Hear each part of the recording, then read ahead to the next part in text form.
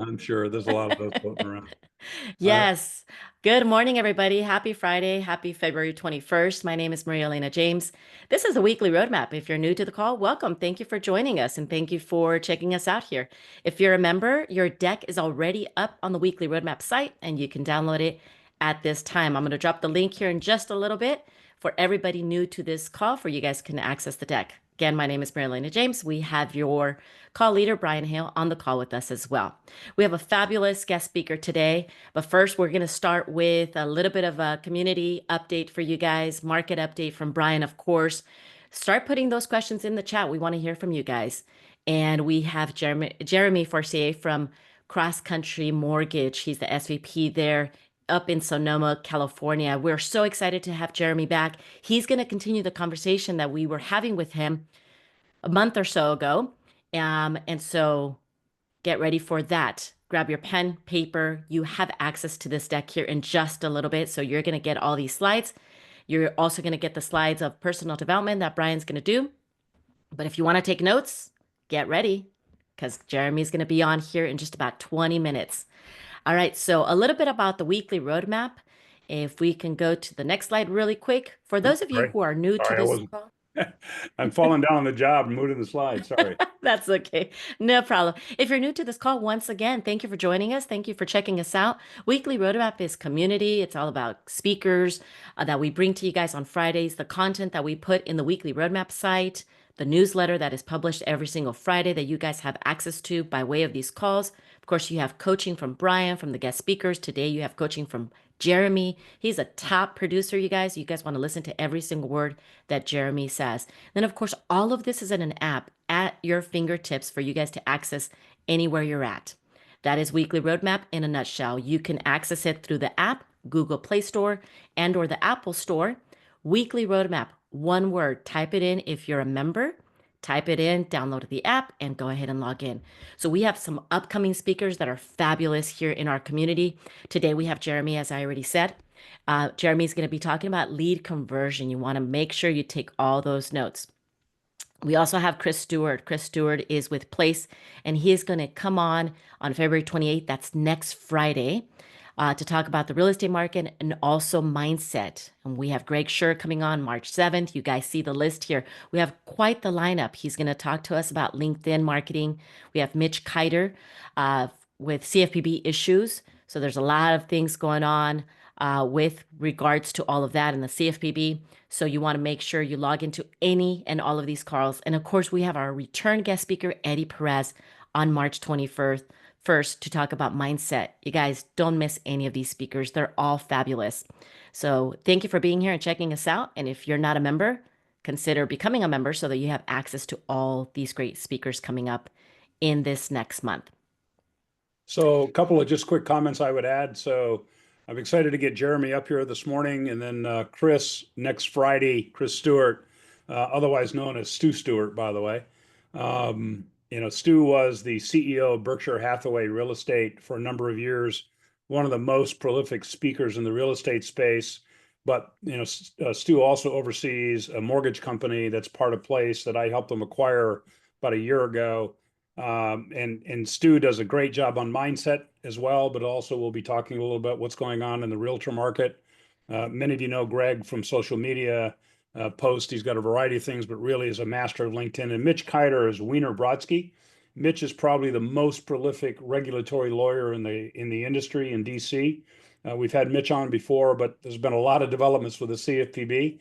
So I asked Mitch to come back and talk about what's going on in Washington and what's going on with the CFPB and how we should think about it. And then, of course, Eddie is a continuation of some of the mindset series that we've been doing over the last couple of months. So Maria Elena, thank you. Thank you, Brian. Let me get rolling with the market update.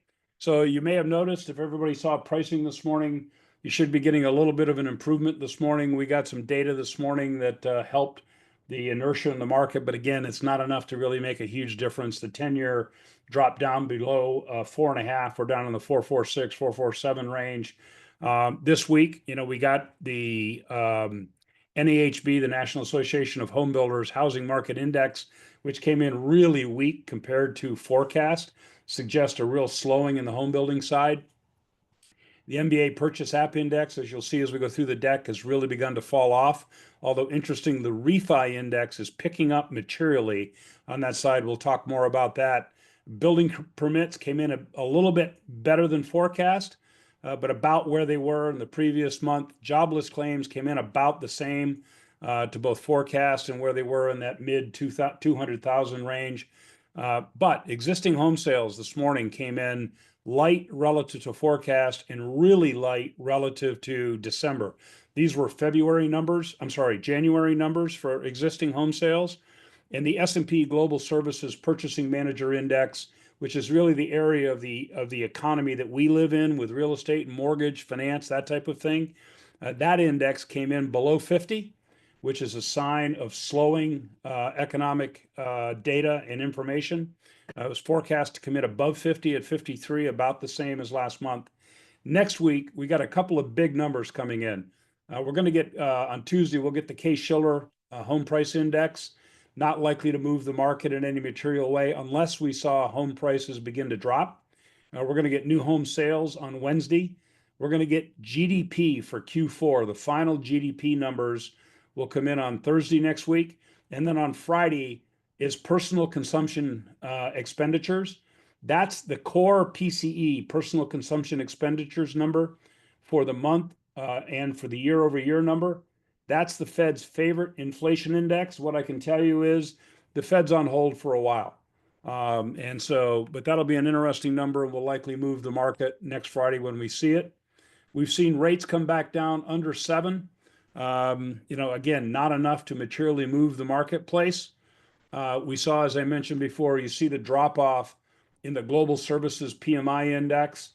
You can see it graphically here where it's down materially from what it has been in the second half of 2024. Again, points to a slowing economic climate out there. Existing home sales down and down materially in terms of the month over month piece. On the right-hand side of this slide, you can see that existing home sales dropped off precipitously owing to higher rates, in some cases weather, in some cases fires. If you look at LA, some of the snow climates and some of the weather they got in the Southeast over the last month or so has really slowed home sales, as well as rates, obviously, having that impact.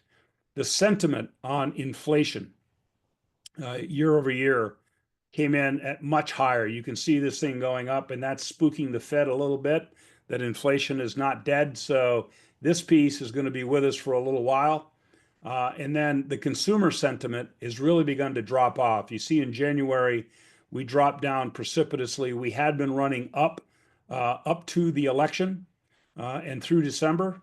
And then what we're beginning to see is January and February's numbers are dropping off, and in this case, dropped off pretty materially for the month. So this brings us, to the mortgage rate update. You can kind of see, you guys know this better than I do, but I just wanted to give you a quick reference point.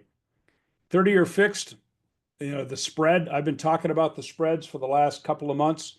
Spreads have actually come off their all-time highs. Spreads were up in the 300 basis point range at some levels. This is a little different representation because this is holding the 10-year constant as a constant maturity, so it's down somewhat. But spreads are beginning to come in as the administration's policies are beginning to take hold. I think a couple things. Again, without talking politics, to the degree that the Ukraine situation gets resolved, I don't know that it will or it won't. To the degree that the Middle East situation begins to lessen and less of a war footing in that respect, I think you'll see a positive impact on oil and on a variety of commodity prices, which should help spreads for bond buyers. If spreads today were where they historically are, and when I say spread, the spread from the 10-year Treasury to the 30-year fixed interest rate mortgage, if that spread was at a historical 150 to 175, today you'd be at about a 6 1/8 or 6 1/4 30-year fixed interest rate. My point being is the 10-year does not have to come down for us to get lower mortgage rates. The bond buyers have to be convinced that they can understand what the future looks like. That will bring spreads in and will begin to get better over the second half of this year, hopefully. Housing starts, so home builders starting new homes has also lessened. It dropped in January relative to forecast and relative to previous months. You can see that jobless claims since about July have trended down. So these are initial jobless claims, but you can see from December, they're beginning to pick back up, right? So that's what the Fed is watching. Frankly, the Fed would like to see increased jobless claims. One of the things that is clearly going to drive it here, and it hasn't yet been reflected in the data, owing to the latency of data, is these job cuts that DOGE is doing in the federal workforce. You're going to begin to see those couple 100,000 employees losing their jobs in the US government. You're going to begin to see this job number be impacted as part of the process for the Fed as well. Here are the two indexes. The left-hand side is the purchase index from the MBA week over week. You can see it's been dropping pretty precipitously. However, the refi index, driven by debt consolidation and home improvement refis, are picking back up off the floor. If you're not involved in this space, I think you're just not paying attention to working with your past clients. Another number I've been pointing you to for the last couple of months is crude oil prices. This happens to be West Texas Intermediate crude. If you look at North Atlantic crude, it's actually a little lower than this because the price of producing oil in the North Atlantic is lower. This is predominantly the Permian Basin in West Texas, but it's a great measure of oil prices. And as you can see, the trend has been down. It popped up a little bit in January owing to some fears in the Middle East and other things that were happening. We popped up almost back up to $80 a barrel. We're now back in the low 70s. And to the degree, I think, and I'm not a big forecaster on oil prices, but to the degree that we find any kind of settlement in the Ukraine-Russia issue and Russian oil begins to flood back into the marketplace, you'll begin to see oil prices come down because there's already a glut of oil in the world. If Russian oil comes back in, you could see this number drop down into the 60s, if not lower. The oil companies won't love it, but you'll begin to see lower oil prices, and oil permeates everything inflation across the entire economy. So the home builders, they've had the weakest numbers January since 2019. You can see this drop off on net home sales per community month over month, meaning if a typical home builder had 200 communities, net home sales are new sales minus cancellations are net home sales. That number is off precipitously. And again, you can see even with a lot of home builders using below market interest rate incentives on the mortgages through their subsidiaries or their other lenders, you can still see it's off. And so you can tell that the market is beginning to weaken, certainly in the home building business. A couple of pieces of news that I thought I would share that's in the deck as well. One, that the number of outstanding mortgages in the United States above 4% has now reached 50%. So this whole lock-in effect of the vast majority of the $12 trillion of outstanding mortgages, over the last 3 years, we've been making a lot of mortgages well above 4. So the balance of higher rate mortgages to lower rate mortgages has now equalized at 50%. And on the right-hand side, agency refi business with mortgage insurance is up precipitously. What does that tell you? People are doing debt consol and home improvement refis. Debt consol because you're seeing consumer debt explode. Delinquencies are exploding. The percentages of customers that are making minimum payments on their credit cards are exploding. And so people are being stressed by the total consumer debt in the household. There's an immense opportunity here to do debt consol refis by getting on the phone with your past customers, doing a little checkup with them and helping them understand what's available, even if they have low first mortgage interest rates in place from the past. A debt consol refi might lower their overall outflow materially and put them in a better position going forward. So there's a lot of people that are focused on that. If you're not, you should be. I'm not going to go through this in depth. We continue. We're still up about 90 basis points in rate from the lows. I've talked about the fact that the Fed is watching the unemployment rate, crude oil prices are huge. Inventories are up materially. And the key opportunity, in my view, other than purchase, is debt consol and home improvement pieces. Do we have any questions, Maria Elena, in the chat session before I move on? Not at this time. You guys locate your chat, type those questions in there. All right, I've got a little additional data that I'm going to leave you with. This gives you population trends around by state, where you're seeing the growth in population, where you're seeing the net outflow in population. Not a surprise. States with lower state income tax are seeing in a positive business climate. And oh, by the way, where the sun shines more frequently and it's warmer.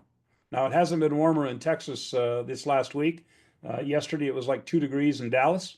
But hey, by Tuesday, it's going to be 75 because I'm going to be in Dallas. So I just bring the warm weather with me.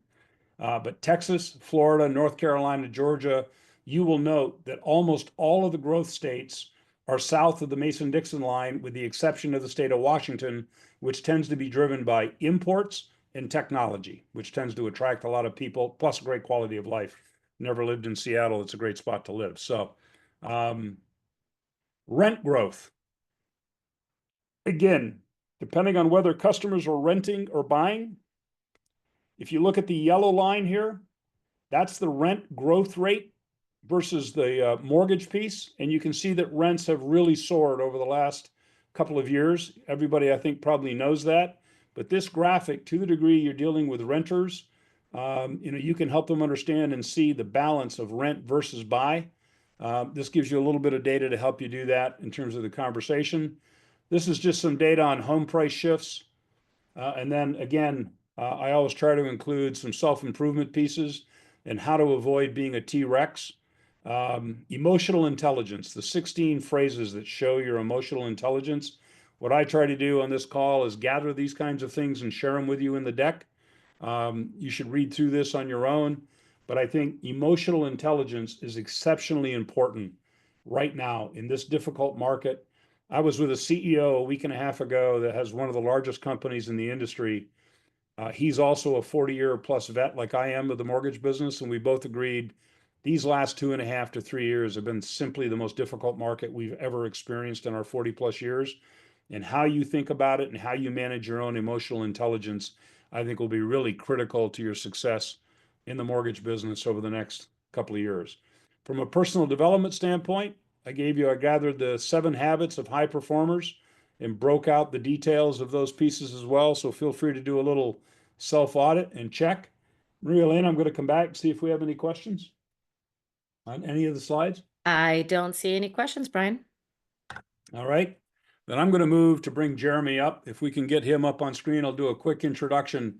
For those of you who happened to see Jeremy's presentation on the weekly roadmap back in November, he came on with Dave Savage, and I let Dave and Jeremy kind of take the stage.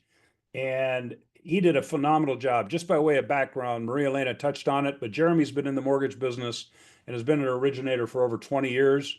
He's a top purchase producer, closing over $100 million a year in personal production. He's a core trainer for the core organization. He oversees 17 originators in his branch and is also a regional manager for cross country. So near as I can tell, Jeremy sleeps about an hour a day. I was up pinging him early this morning, and he was up pinging me back. So I know he's an early riser. Jeremy is an outstanding coach and is a sought after speaker in our business. And when he got done his presentation in November, his last couple of words on that presentation was, "Damn it, I got a lot more to say." And so I committed to bringing him back. I'm embarrassed that I haven't brought him back more quickly.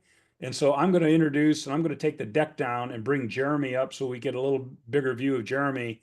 I want to get Jeremy into the tactics today. And what he's going to talk about a little bit is kind of what his average day, week, and month looks like that helps drive the kind of production that he and his team sees on an ongoing basis. And when we had Jeremy on last time, he was really honest in letting us know that not all of his team that works for him, of the other 17 originators in his group or in his region, do the very tactics that he's talking about. So coaching is a lifelong event. And so, Jeremy, welcome back to the Weekly Roadmap. We're ecstatic to have you back. Hey, thank you so much. I'm pumped to be here. Thanks for asking me to be back. And yeah, what's funny about listening to all of the stuff that you shared previously, the emotional intelligence thing really hit home for me personally too. Like keeping yourself in check is probably the most important thing in difficult times. It's something I struggle with. And I'm good at it, and I still struggle with it like all the time. So, thank you for sharing that. It was a great reminder. Yeah, And I am not an early riser by nature. So all you guys out there that think you got to get up, you got to love getting up early, you don't have to love it. You just have to do it. Okay. Like, exactly. like I do not like it, but I do get up early every Right. day. Um, so yeah, last time when we were on here, Brian, I really appreciate you having me on. We were talking more about like how I track and how the conversion works as far as tracking. And, I'm going to start there just for like a minute before we go Yeah. into, Let me just add one comment at the yeah, beginning of this thing. I just have a view, and I know you share it, but let me be repetitive anyway. If you want to make more money in the mortgage business, if you want to do more volume, you want to create more clients for future use, convert more of the leads you already have. And yep, Jeremy, I think, is world class at creating leads, has a lot of strategies you can speak to there. But I think a lot of people waste leads by poor conversion process. exactly. So that's really both the generation of leads, but as important, maybe even more so important, is the conversion of those leads. So I'm going to let Jeremy go, and then I'm going to be a color commentator here today. And Jeremy, hit him with Yeah. the tactics, hit him with however you can help people in our audience today. Absolutely, man. Absolutely. So, what Brian said is true. Okay. Like, I'm not really concerned with generating 100, 150, 200, 300 leads a month, anything like that. Like, I'm really interested in like having impactful conversations with everyone and figuring out how I can help them come up with the best strategy, right? So that they can make a great choice in moving forward and be comfortable with it and understand everything. I want to convert the 60 to 80 referrals that are warm, that are great, that I generate. Like that's really where the money is helping that small group of people. And what we all do really poorly as salespeople, and it's okay because it's just the truth, is that we're just always looking for the next thing, right? We're always looking for the next lead. We're always looking for the next because we're in a commission business, right? That's the way it is. We have to like we think we need to focus on only things that are going to pay us now, and that's the big mistake though. That is not true at all. We need to take care of the things that we need to get paid on right now, contracts, etc. But we need to focus on the individual human beings, and you don't you don't convert at a high level until you have really multiple high level conversations. Okay, so you have to be in touch with these people frequently. So I pulled up my stats this morning just to make sure that I wasn't full of what poop when I'm talking to you, and I was looking at them and I was like, oh my gosh, we have like the highest right now lead to application rate for the past 45 days than I've ever had, than I've ever tracked ever. Like literally 81%. Okay, so lead introduction to application. Now, that doesn't mean that they're all approvable to what they want to buy. That doesn't mean that they can all get a loan, but I'm usually in that like 50 to 62% range, right? Like raw lead to app. So to look at it and go, okay, 81% over the last 45 days. Well, what's been the biggest difference? Right? Well, the biggest difference is that like I'm more involved. And I know I hate that that's the answer, but I am a little bit more involved than I was before. Right? I talk to every single lead that I get, not the team, right? I schedule an appointment with all of them, and they just need a little bit more of us sometimes in order to understand the process, feel comfortable, etc. But I'm going to give you guys a script right out of the gate, and it's going to sound so silly to you. That has been the number one difference in making this go up, in my opinion. It's the only thing I can really tangibly see that I'm doing a little bit different. And it's this. So when you're talking to a customer, a new lead, you guys, I want you guys to all honor whoever sent them to you, of course. right? Hey, awesome, Brian, you referred to me by Todd Duncan, right? Todd's great. How do you know By the Todd? way, Todd's on the call listening to you today. Oh, awesome, Heads up. man. He just made a comment on top of one of your comments. So So like always honor the referral source, right? Like whatever it is, whoever it is, it doesn't matter. Honor them. How do you know them? Get to know, like, how did you know this person? You want to know their level of relationship, by the way. And it's really important to do this if you want to anchor relationships with real estate agents that refer you, because a lot of my real estate agents that refer me, honestly, like 30% of them are still doing the whole Zillow thing, and that's where they're getting all their leads. And so they don't even have a relationship yet. I have to create the relationship for them with the customer, right? So I'll just give you an example on that. If they say, "Oh, I know I met Todd on Zillow," right? Like, so I always say, "Are you serious? You met Brian? You met Todd on the internet?" I'm like, "That's incredible. You should go buy a lotto ticket literally today." Because you're lucky. There's a lot of bad apples out there on the internet, and you got the one good one. He's going to take great care of you. I've worked with Todd for, blah, blah, blah. You go on and on. So, but here's the biggest difference is this next, I want you to really pay attention. This is the next thing I say after I honor is, hey, well, tell me about your situation. And please just tell me the whole story. Tell me the whole story. That's what I've changed. I started saying that. Tell me the whole story.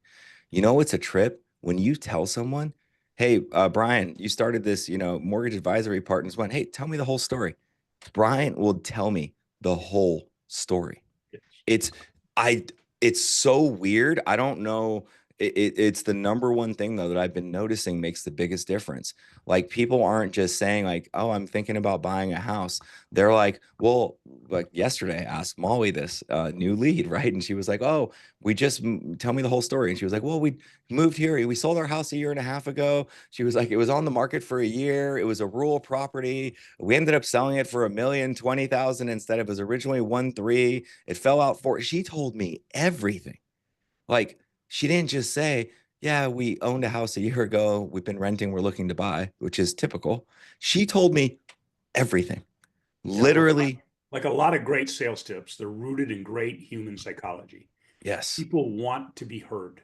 Yep. People want to be heard. Your employees want to be heard. Your customers want to be heard. Your referral sources want to be heard. I mean, it's the number one bitch people have in life that Yeah. No my one's spouse listening. isn't listening to me, or this is, Yep. some company and go, well, I'll put you on hold again. Nobody listens. You Yeah. give people a chance to explain their situation. In general, they will. Now you might get more than you're looking for, but how bad is that? That's all good. No, it's great. Listen, the less that I talk, the higher my conversion. Yeah, no doubt. Okay. The less that I talk, the higher my conversion. And, I have lots of loan officers in my branch, as Brian mentioned.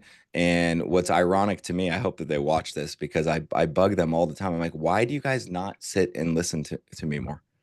Like, why do you not come in? And then I sit and listen onto their stuff. And guess who talks the most? Them. Like instantly, it's like a promotion ad all of a sudden, like a highlight reel of like how they're going to change this person's life and why our company's great. And like, why, they don't need any of that. But I'm going to say it again. Ask everyone, hey, so tell me, how can I help you today? Tell me about your situation and tell me your whole story. What's your story? Just say that and you will get so many different details. You'll get nuanced things that you can pick up. And I will say you have to take good notes. I'm a good note taker. So like I'm listening to them. I tell them I'm taking notes.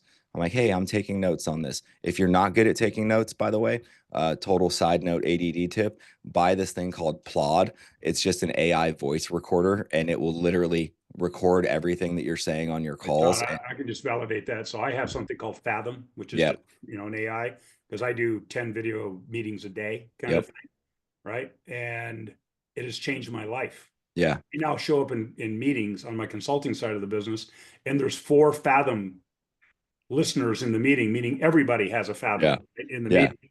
Yeah. I envision a day in the future where we just send Fathom to the meeting and I don't have to go, but hopefully not. But to your point, taking those good notes and obviously you always want to ask the consumer if they're okay with, recording the call or whatever the case may be, whatever, your system does, but it's fabulous. So here's what's cool about this one. Okay. So Plod, it's Plaud. Um, It does. I could press it right now on my desk and it would just record what I'm saying and whoever's talking around you. Like it will pick up on anything. Your phone calls it will do.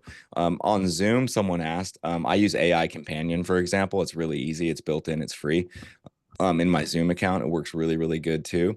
But when you ask someone the whole story, they're going to give you the whole story. Now you have an opportunity to know where you can actually help them. They're gonna tell you their fears. They're gonna tell you everything when you say, "Tell me the whole story," and then you're gonna be able to have a better connection. And the more connection that you can have with the person, like the easier it's going to be to convert the lead, right? So just take a little bit more time up front with leads would be, my my personal opinion, and make sure they have a lot of clarity as to like what the next steps are. Now, let's talk about like the actual conversion of it. So that's just an initial conversation, right? With a new client, with a new potential lead.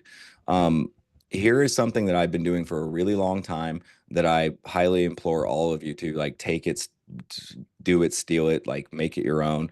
But you have to have like a legit follow-up process that is going to stay connected with the client. Okay. So whenever we have our initial phone call or video Zoom with the client, we always let them know that, hey, next step is the loan application. And this is where a lot of people struggle. Okay. Like, how do I get the loan application from there? So we just send out the loan application link personally. I let them know. We don't call it a loan application, by the way. We always say that, hey, Brian, we're going to send you a customer questionnaire link. It's a super simple questionnaire that you're going to fill out with your basic info, like how you spell your name correctly, where do you work, what's your estimate. It's super simple stuff like that. It's really easy. I'm going to pause. Do you notice that I said simple like 3 times? It's really important. I'm a nerd about words and psychology. I just love it so much. Like the more that you can say simple, the more that you can say easy, the more that they freaking go, hey, yeah, okay, God, this just sounds really easy. They start saying it back to you. Oh, that sounds great. That sounds really simple. That sounds really easy. So I say that 2 or 3 times in what's going to happen next. We send this out to them. Now, if they don't fill it out, this is the follow-up part, right? Not everyone fills it out right away. People have busy lives. People have, whatever. Sometimes we follow up way too hardcore, and we need to understand that like it's the consistency of the follow up. It's not the aggressiveness of the follow up that gets people to move forward. So for me, we just follow up every other day for a week. Right. And that follow up is really simple. And we tell them up front. So if Brian was my new potential customer, I'd say, hey, Brian, I'm going to send this to you. Fill it out at your leisure. Feel free to fill it out tonight when you have 15 minutes or, whenever you have a moment. We're going to follow up with you like every other day over the next week, just to see if you have any questions or if you're having, a hard time with it. We're happy to help you with it, etc. So we're telling Brian, we're telling the lead, this is what we're going to do. This is a psychology practice called keeping small promises. It's keeping a promise that you made that Brian didn't ask for. No one asked for it, but I'm saying this is what I'm going to do, and then I do it. That builds more trust as well, by the way. Like just by doing what you say, people don't do what they say anymore. Okay, that builds more trust right there. So we follow up with this individual. Okay, and I have this in a SOP document that I'm happy to send you, Brian. You can send it to everyone, like of my follow-up system on leads. So we follow up every other day. That's really 9 follow-ups, by the way, because it is a phone call first. Okay, if we don't get a hold of them, it is an email and a text message after. Okay, so if they don't pick up the phone, then it's an email. Hey, Brian, we left you a voicemail just a few minutes ago, right? How is it going with the customer questionnaire? Do you have any questions? Do you need any help with it, etc. Right? And then the text is the same thing. So we do that over a week. Now, 60% of people fill it out within the first week, okay, that we send it. All right. Now, the other 40%, right? Those are the maybe not so serious people. They're not in any rush. They were forced to talk to me, whatever it may be. And where our follow-up system goes from there is that if we go every other day for a week, and then we go one time a week for 6 weeks after that. Okay, so it's every other day for a week, then one time a week for 6 weeks after that, which is still the same thing: call, text, email, right? Until they get it. Now, what you'll find is that you'll get in more conversations with people the more you follow up. Oftentimes people aren't like ghosting us. They're just not ready, or they're going on vacation, or they're just not very organized. They're not good at taking care of the stuff, etc. But they'll tell you, hey, oh no, I'm so sorry. By the way, that's my favorite leading indicator of that I'm in the game, is when people are apologizing to me. Like they're like, oh, hey, Brian, I'm so sorry. I know I haven't had a chance to get to it. I never make them feel bad. I always say, oh, it's no problem at all. I want to make sure we didn't miss something. I want to make sure that we didn't. So whenever someone's apologizing to you, don't get upset that they haven't filled out the loan app thing. Like, treat them like your spouse. You don't have to apologize. It's all good. Look, a little personal humility is a great trust builder, Yep. right? For 100%. you to be humble back to them, right? Yeah. Yeah, 100%. So if they don't fill it out, then we're following up for another 6 weeks, right? By the way, the realtor is included on every single email. If a realtor referred it to me, if a past client referred it to me, I'm not gonna, put them on it and go, hey, this guy's not doing anything or whatever. But we're just keeping people in the loop. Our communication's great. That creates a lot of less phone calls that I get for updates on how's it going with the lead. Okay. Because they're in the loop the whole time. I don't get very many of those. How's it going with the lead? Well, they know, right? Because we're doing that. And if they still don't follow up, if they still don't do what they're supposed to do after that, by the way, then it's one time a month for a year. And then if they still don't follow up, ever do anything with us, then it's one time a year forever. And they're on an automatic monthly email video campaign that we do. So when we have a system of following up, and what's hilarious is that last year I closed 6 transactions, because we track this stuff. I closed 6 transactions from people that didn't fill out the loan app. So it was a cold lead essentially from over 24 months ago. 6 transactions from just the monthly video email from people that literally were originally referred to us like 24 months ago.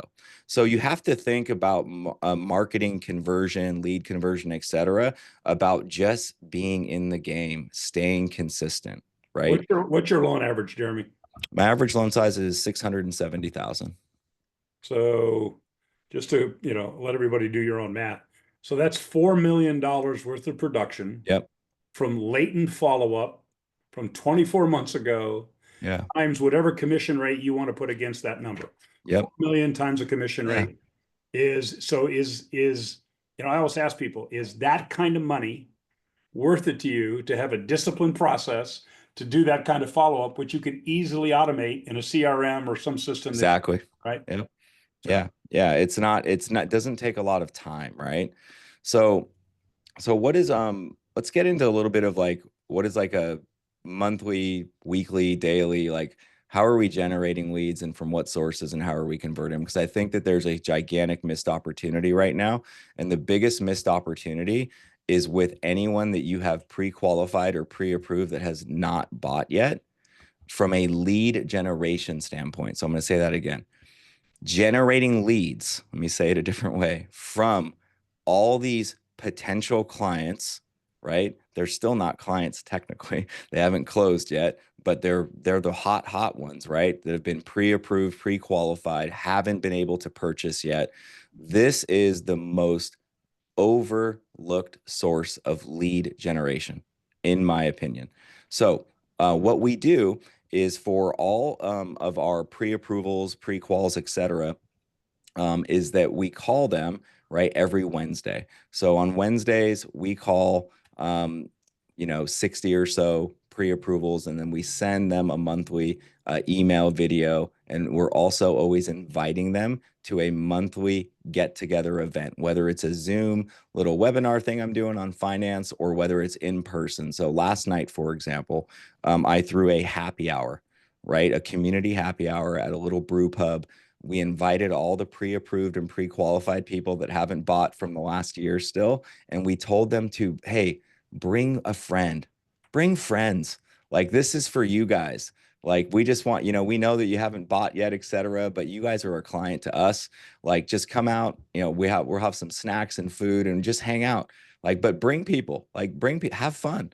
Like, You we watch want the you to, hockey game? Because I was watching the hockey game last night. we were with the hockey game was on. There you Yeah, go. yeah, yeah. So here's what's crazy, you guys, right? One email sent out. That's it. That's all I sent out for the event. One email, one video, 62 people registered, 74 people showed up, 4 leads from their friend. They brought their friends, right? And I have their information.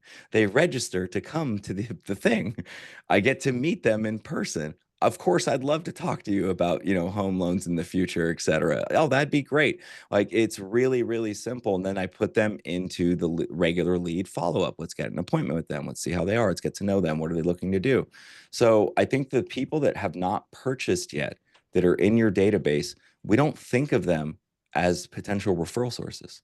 We don't think of them as we I have, think we tend to think of them as missed opportunities, yes. right? So Yeah. kind of check out, whoop, I talked to that guy, he didn't come back. Screw it. Yeah. Yeah. No, I treat them as part of my community. I treat them as if they're already a client, because at the end of the day, they know a lot of people who haven't bought a house yet either.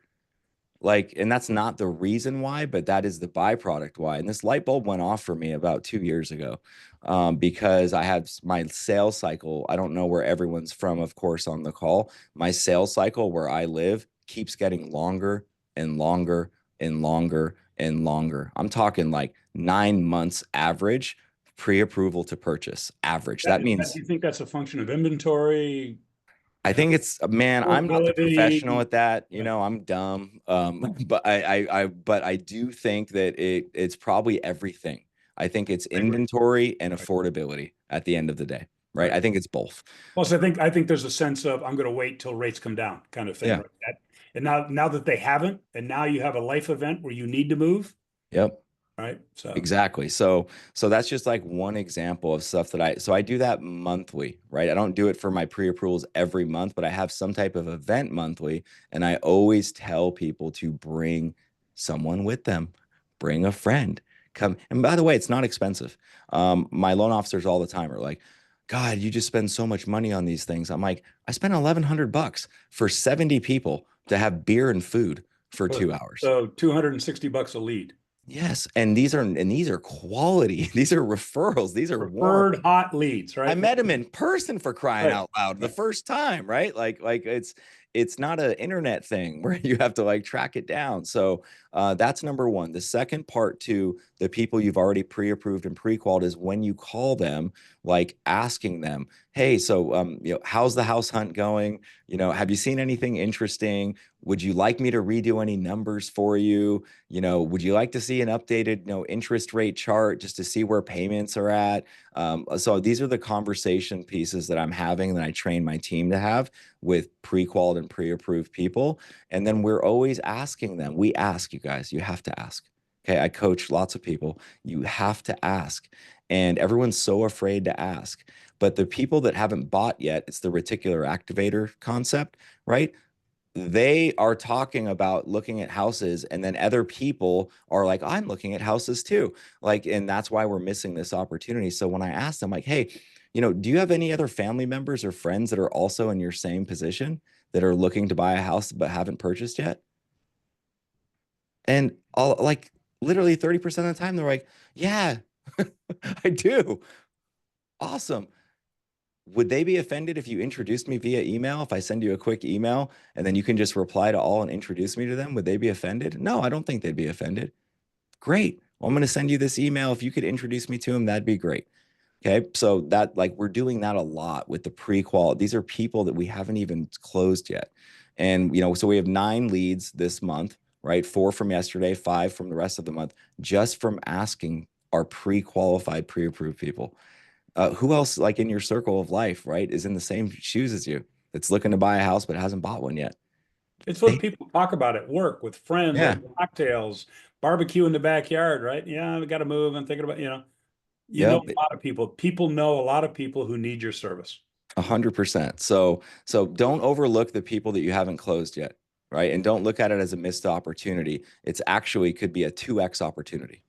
right? Yeah. So my fantasy goal, Brian, is, and it's a fantasy because I don't know if it's real, but I don't care. But my fantasy goal that I write down all the time, my fantasy business is that every single person that I pre-approve or that I close refers me my next deal, right? That's my fantasy. But if you have that mindset, you're going to get way more than you would if you didn't, right? Way, way more. So I'm generating way more quality leads right now. I'm having great conversations with them.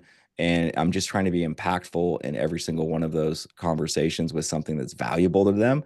And I'm asking a lot. I'm asking for help, by the way. Here's my other script and tip for you. If you guys are not okay asking for leads or referrals or introductions, right? I love asking for help. Seriously. Like I'm super open and vulnerable. Like I'm just like, hey, Brian, like, listen, man, can you help me with something? Like literally, that's what I say. Can you help me? And then they always say, yes, by the way. People want to help. You guys have to understand this. Like innately, when you ask for help, people are never going to say, no, I don't want to help you. They're going to say yes, even if they don't want to help you. They're going to say yes. Oh, yeah, what's up? What do you need help with? Right. And I'm just explaining to people that, By hey, the way, if they say no, move on, right? yeah, Because yeah, if they say no, I mean, right. move on. But I've never had someone say no. I agree with you. Like Right. literally, I've never ever First that of I all, can most people would be remember. embarrassed to say no, even if they don't Exactly. intend to help you. They're going to say yes. Now you have the open. And the psychology behind that is that everyone wants to appear open-minded and helpful, by the way. Right. No one wants to seize themselves as not open-minded and not helpful, right? So that's why the word help works. It works really good. So when you ask for help, you just tell them what you need help with, by the way. Hey, our Just take a business, 10-second intermission here. yeah. In the chat session, look, I think I've counted off, I'm missing fingers now, losing fingers of the number of absolute tactical pieces to take out of Jeremy's talk so far this morning. Give me in your chat session if you think you've heard something that can help you. One thing, at least one thing. I've heard like 12 things. Uh, some things I've got to put into my own business. Give me a high five, a chat, a clap, something, a comment in the comments. Go ahead, Jeremy. Keep going. Awesome. So when I ask for help, I literally tell them what I need help with. Let me give you guys just an example, right? So like if my hot water wasn't working and I was calling someone and asking for help, I'd ask them for help with, hey, do you know how to work a water heater? I get that specific. So when I'm asking for help for a referral from a client for an introduction, I ask for specifically what I want help with. Hey, our business is really down and I'm looking to grow it this year, right? And I could use your help with people just like you that are like looking to buy a house, right? Or sell a house. Like if they're looking to sell a house, I can help them as well. Yeah, as far as connecting them with a great realtor, making sure that their mortgage and finances are in place. Other people like that I could help and you could help me with is people that are like, just destroyed in debt right now. The reality is we all know a lot of people that aren't in a great position. I want to help those people. Like, could you help me with an introduction to any one of these people in your sphere of influence? Like, I just ask for specifically what I need help with, and then they are very clear as to what they're looking for me. And this isn't like a foolproof thing, like magic pill. Like, I don't say it and then get a million referrals, but I say it probably 50 times a week, and I get, 10 leads from those conversations, right? So, really being specific about what you're asking for is important, and having like unbelievable humility and clarity is really, really important, right? Like I'll give you an example of humility. Like don't just say, hey, a lot of people are morons and keep charging up all their credit cards, right? And like I can help those people, right, get in a better place. You come from humility and empathy, like, hey, the economy is not nearly as good as it seems, and I know a lot of people are hurting and they're struggling. Plus, you just called him a moron if, in fact, he's run up his credit cards, Exactly. which is exactly the client you're looking to help. Yes, we insult people on Right. accident a Right. lot. And so I'm really sensitive to that. Like I'm like, hey, I don't know this person's story. That's why I always ask, what's your story? Like I want to know. Like, but if you just say it from a humility standpoint of like, hey, it's a hard time in the economy right now. I have a lot of clients like that are really struggling with debt. I want to help those people. I have had a lot of debt in the past, even myself, and I know what it feels like. right? So if you have anyone in your sphere of influence that is struggling or that you think could benefit from a conversation with me, we're saving people average of $1,000 a month, like in these debt consolidation loans. And I'd love to have a casual conversation with them. Like, Jeremy, I think yeah, there's a question in the chat. sure. Such good stuff. So, where can they get content for the monthly video, or where do you get your content from? Oh, that's a really good question. So you are the content. Okay. So I'm going to say that again. You are the content. Now, if you're specifically talking about, okay, I know I'm the content, but where am I getting like the information, or what do I talk about? Right. So, really, really simply for me is I'm just looking at all my conversations. I am a cheater, you guys. I cheat.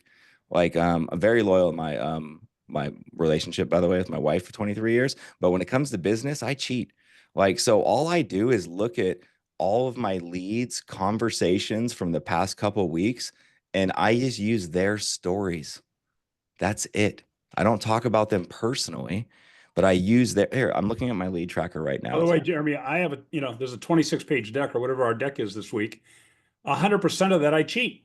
Right. Yeah. Website that I get the grass from. I Right. collect stuff all week long that I see in social media to put on the personal development, right? So, Yeah. and that's what I see here is that's my role is collecting the stuff so you guys don't have to and then putting it out. But there's no shame. I say this all the time. You want to win a race, find the horse ahead in the race and jump on that frickin' horse, Yeah. right? Yeah.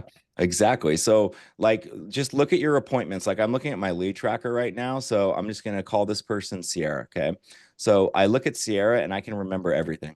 They're going through a divorce. It's really amicable, by the way. It's really cool, but they have to figure out like how they can both afford homes separately, etc. So, my content, right, would be, hey, what's up, you guys? It's Jeremy Forcier, Cross Country Mortgage. So here's what's going on with interest rates right now. They haven't really moved. We don't anticipate them to move down very much, but there are some ways that you can save money on your future purchase through this really cool program called a temporary buy down. I also want to point out that there's a lot of people going through life right now. Right. So if you're going through a hard time in life, we have a lot of clients that are struggling with debt, et cetera. We're a good resource for you for that. So if you know anyone or if you have some questions around debt and finance, please feel free to reach out to us. And I want to leave you with a really great story. Right. We have a client right now that's going through a divorce and they thought for sure there's no way they could qualify for a home loan. We can find ways to help qualify anyone in any circumstances to set them up for success in a home loan. We were able to keep the current house with one of the parties and they were able to qualify to purchase their own house. So don't feel, if you or anyone feels like you're going through a hard time or any of this resonates with you, feel free to give us a call. If you want updated numbers, we're here for you. Have a great day. That's what I would record and send. That's like a live example And of how the do you do video. it? Do you do it on your laptop? Do you use your phone with a bomb or something like that, or just Yeah, yeah. video on your phone? So like I do all those things. Like it's like whatever's easy and convenient for me. So sometimes I use my phone. Sometimes I'm just sitting here at my computer and I'll hit record on this. And I use a co-video is what I use. It's just like BombBomb. I've used it for a really long time. It's just easy and Yeah. it's cheap. That's why I use it. And that's it. And I just send out an email. Like it's really that simple. So huge engagement on that on a monthly basis. People love that because you're always talking about a little bit of what's going on in the market, but they stay for the story, you guys. I always include a story. They stay for the story. So people are going to be more engaged with you, convert more if you put some type of story in it. So if you're ever struggling for content, of course you could Google anything, you could chat GPT stuff like that, set up Google alerts for, market stuff. I use my clients as the content as far as the stories go. Like that's what I use. I don't ever call them out by name or get too specific, but you can give people a really good idea of a scenario, maybe that they're struggling with that they don't feel comfortable talking about. So that's what I use for the content piece. Got it. So look, Jeremy, as always the case, we could do about another hour or two or Dude, three. it's crazy. We only Right. talked about like one of So the we're five pillars. exactly. We've got like 2 minutes left in the scheduled call, and if people want to hang in, and if you can hang in, I'll take it. A little longer. We normally reserve Yeah. Q&A. And I noticed there's some questions, but I'll stay in for Q&A. Absolutely. okay, great. All right, so maybe we'll go to 15 after. If people want to hang in, you'll get the full Monty and you'll get it all on recording. So, And by the way, you guys ask me anything, even if it's not about what we were talking about. This is my favorite thing to do, is to talk and interact. Like, I want to know what you guys want to know. It's that I live for it. So please feel free to ask questions. There might be a hand raised. So KP, I'm about to unmute your line. There you go. And I'm going to ask you to unmute. Do you have a question for Jeremy and or for Brian? We'll give KP a second. And then there's a question. Yes. So Jeremy did mention that he uses BombBomb. Yep, I use Co-Video, but BombBomb and Co-Video are the same. yeah, It's like literally the same things. right. I use BombBomb. Why? Because it's the first system somebody introduced me to, and it works and it's cheap. Same, same. So I don't have a deal with BombBomb, by the way. Yeah. So it's on my phone. I can use it. It works in my Yep. car. Boom. That's all I needed to know. I'm in. Exactly. Try not to complicate your life when you're sorting these things out. All right. And Okay. I'm going to drop the link to BombBomb. We, like Brian said, we don't have an affiliation with them, but just so that you guys find them easily, I dropped the link in the chat for you guys. All right. All right. We didn't hear from KP. Are there other questions? We did not. Yeah. No, not at this time. All right. Let's keep going. Cool.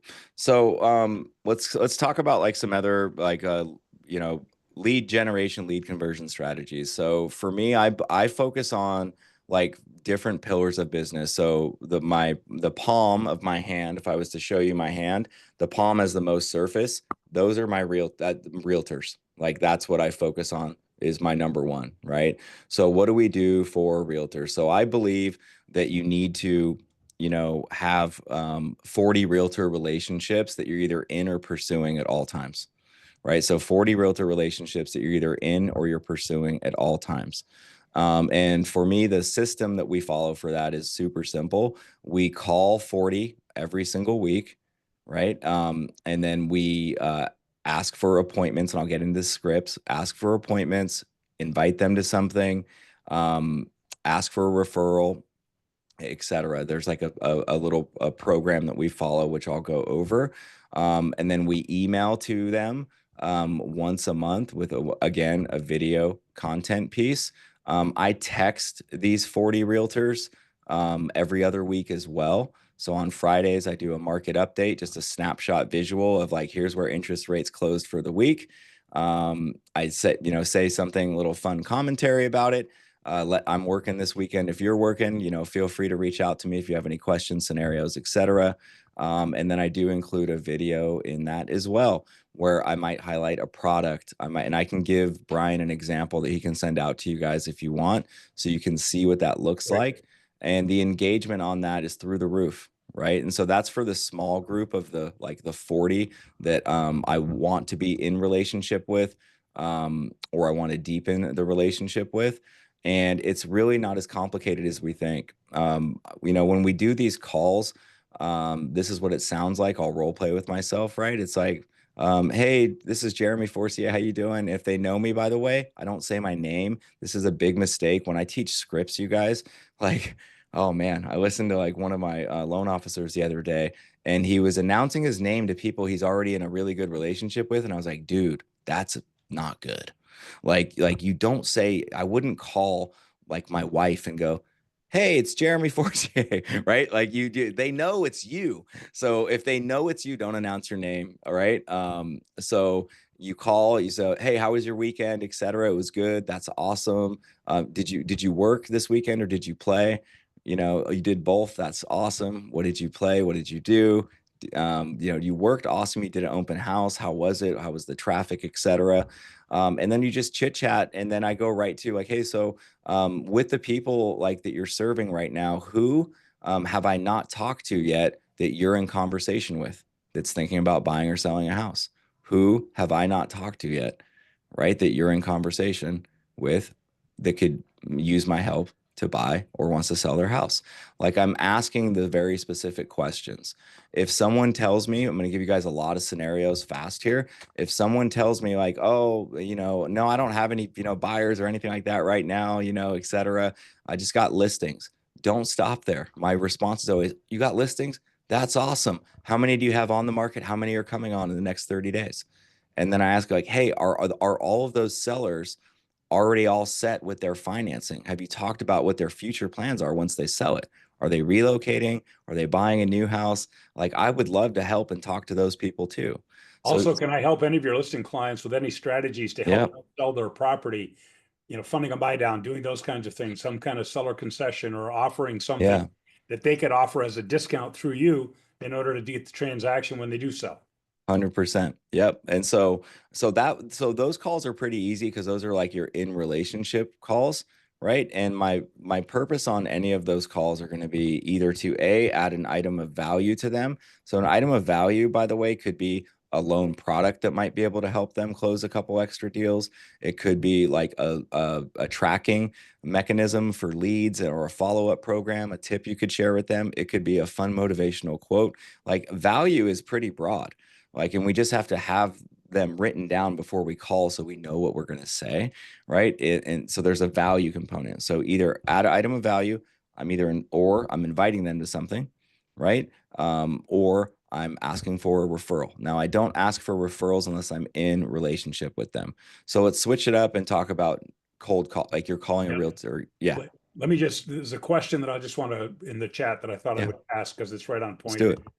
Is there a production level that an agent is doing that you typically want to pursue? In other words, is there a kind of a baseline? The agent's got to be selling X amount of volume. I'll just foreshadow it by saying it's really important to actually call on agents who actually sell real estate, Yes. because there's a Yep. lot of agents today, certainly in the bottom 50%, that don't. Yep. And you Yep. can call on them forever. There's no loans, there's no Yep. production, right? So I'll have you answer that. And then also, there's a follow-up question to it that says, or do you pursue like-minded agents regardless of production? And Okay. I'm sure that's not what Patrick meant, but I almost hear that as, even if they're doing no loans, do you pursue them? So, all right. It's kind of a setup question. That's All right, my word. so I'm gonna answer this in a very psychedelic way. Okay. Okay. So here's the reality is that I do both. Okay. Like, so for me, if I'm gonna target realtors that I want to be in a relationship with, yes, I am trying to target people that I know have closed transactions in the last 6 months. Okay. Like it's otherwise, I'm wasting my time, like, for the most part. With that said, though, right, because this is the psychedelic part, um, I'll talk to anyone like that's in the game, that wants to grind, so I look for things in people, right? Of like, are they really working hard? Do they want to grow? Do they have a past client database? Like, are they neglecting it? Are they literally sleeping on a gold mine and they just don't know how to do it? So I do both. If you're going to target, though, yeah, target people that are like closing transactions. Okay. Like, go ahead. You want to call people that can actually transact with you or have an opportunity to. Outside of that, though, yes, I will I look for like-minded people. I look for people that are hungry, that are humble, that want to grow, that like to have fun. Like, I like people that are married personally. I don't have anything against people that aren't married, but that's an easy thing I have in common with them. Like, I look for things for sure that like I can have some commonality in, that are like-minded. So production isn't everything to me, but I'm not going to go after people that have not closed a transaction in the last 6 months, like a buy side in the last 6 months. I absolutely will not. Now, if you're cold calling, because I saw someone ask, is there a way you change this call, like when you're not in a relationship? Absolutely. When you're not in a relationship with someone yet, here's the number one mistake we make. We're trying to get them to like us. Stop it. Like, it's the dumbest thing ever. Like we cold call someone, we're totally wasting their time, and we're trying to chit chat and ask how their weekend was. Like, dude, I'll tell you what, people do that to me a lot, you guys, recruiters, this and that. I don't ever call them back. I don't ever, like, I hang up on them. I'm rude. I'm just like, you're wasting my time, like, completely. When I was a CEO, I had vendors calling on me, right? They wanted to do business with the company. Yeah.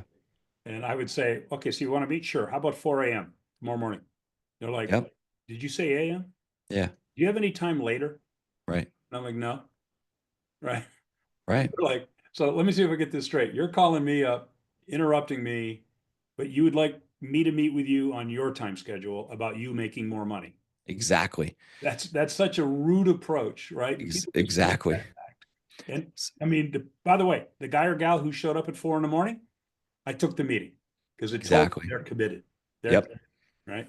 100%. So here's how it goes with like someone I don't like, I'm not in a relationship with yet, a referral relationship, is that number one thing you have to do is announce yourself. So this is my format: introduction, who you are. Okay. And then the second thing is get right to it. It's called purpose of my call. I literally state, and I say it out loud: Hey, Brian, it's Jeremy Forcier with Cross Country Mortgage. The purpose of my call is that I see you have XYZ listing and it's been on the market for 180 days. Would you be interested in a strategy to help you sell that in the next 30 days? Pretty easy. Yes Yes. or no? They're going to say yes, just Yeah. so you know. No, I Yeah. don't. I'm going to They're sit going on to the, say yes. yeah, right. So and it could be anything as long as you state the purpose of your call. The purpose of my call is I'm having this event, right? It's going to be great. And I would love for you to come, etc. Here's a little bit about it. Like, what's the best email for me to send you like some information? Like, so I'm not only saying what the purpose of my call is, I'm already telling them that I'm going to do something once again. And I'm not trying to stay on the phone a long time, by the way.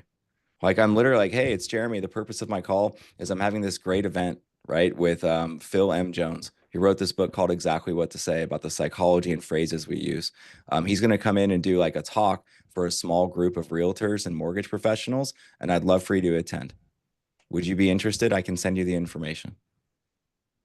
That's it. So state the purpose of your call and get right to it. If they want to talk to you, they'll engage and talk to you and ask questions. If they don't, cool, it's no big deal. And then you're going to get off and you're going to send them something anyway. And the key is just following up, right? Another great script that I use a lot, like for people that I want to be in a relationship with, is hey, it's Jeremy Forcier, Cross Country Mortgage. Listen, the purpose of my call today is I'm looking to only work with the best of the best realtors and help them close more business through creating new leads. Like, would you be interested in creating some new leads? I only need like a 15-minute appointment.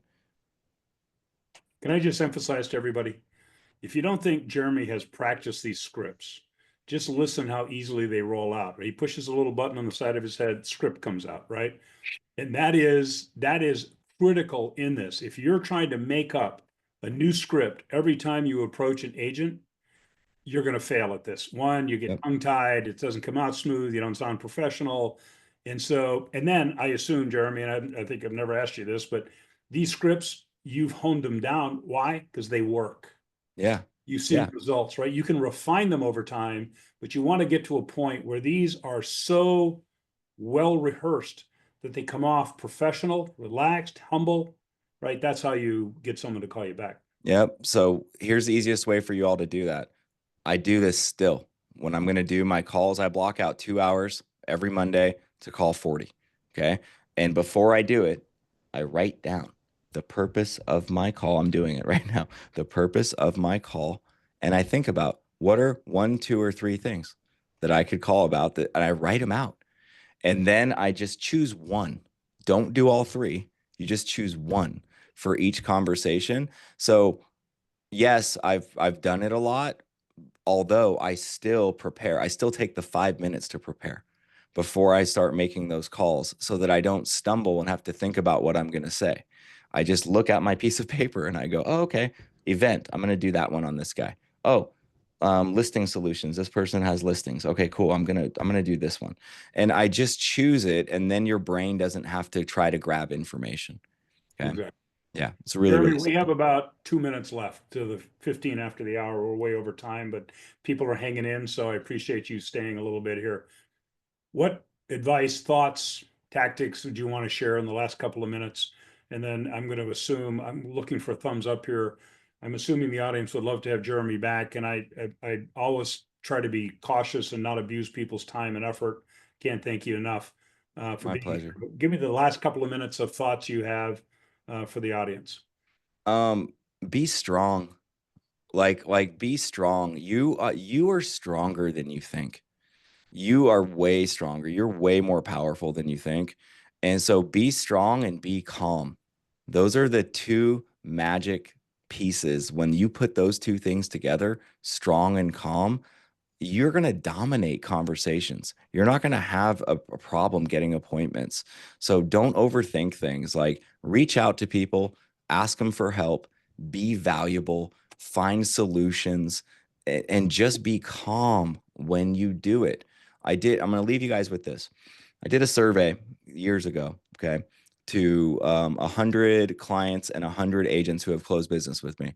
And I wanted to see why people used me versus why I thought people used me. Okay. And here's what was crazy. 88% of people said something along this line. Jeremy always does what he says he's going to do, and he gets it done. And the second one was, Jeremy just always has a calming effect. He just makes me feel like no matter what stress is going on, that he brings the calming level down. So you guys can take that hack. Okay. Take that. Be calm and always do what you say you're going to do and get it done. Like, those two things are your superpower. You don't need all these fancy tricks and tips and gadgets. Like, you just need to be strong and be calm. Yeah, look, I've heard some terrible scripts of people going, rates are going up. You better call me back now. That kind of, I mean, Ugh. that kind of, first of all, if you're calling me, hey, I'm not calling you back, and God forbid I pick up the phone with that kind of an approach, you're probably going to get your head blown off on the other end of the phone, right? Totally. Just, Yeah. it's so unprofessional. It diminishes you. It diminishes the prospect, diminishes the target, right, in the process. And, look, I got to use a different word. My dad gave me a great piece of advice. There's a term that rhymes with Rick, and he said, "Don't be one of those in life." Right? And so, because generally people don't really care for that, right? And They if you don't. if you come on that way, and you come Yeah. on disingenuous, and you come on high pressure, it's the fastest way. I was looking at new cars, and this guy gives me one of these, how can I help you today? And what would it take to get you into that car right now? Well, I don't even know if I'm thinking of buying your car, right? Right. So Right. anyway, Yep. Just be calm, be strong. You guys are all great awesome. piece of advice. And just keep going. Consistency, remember, isn't the same amount of water in a cup every single day. Some days it's like halfway full, some days it's a quarter, some days it's all, but you're drinking water every single day. So Great. just be consistent and be strong, be calm. Thanks for having me on. I'll come on anytime, man. Yeah, Jeremy, I cannot thank you enough. Really high value stuff. Appreciated you coming back on today. I'll follow you up for your SOP, your video. Okay. Great. And also, I want to get the book you mentioned, because we have a book section in the community now. And I want to begin to add books to that, not just the stuff I read, but people that participate in the books that help them. And so I cannot thank you enough. You're one, I saw in here, Hall of Fame presentation, best yet this year. So thank you for being so engaged and so engaging. Well, thank you guys. Hey, everyone have a great weekend. Thank you, Jeremy. You as well. Talk Take soon. care. Thank you.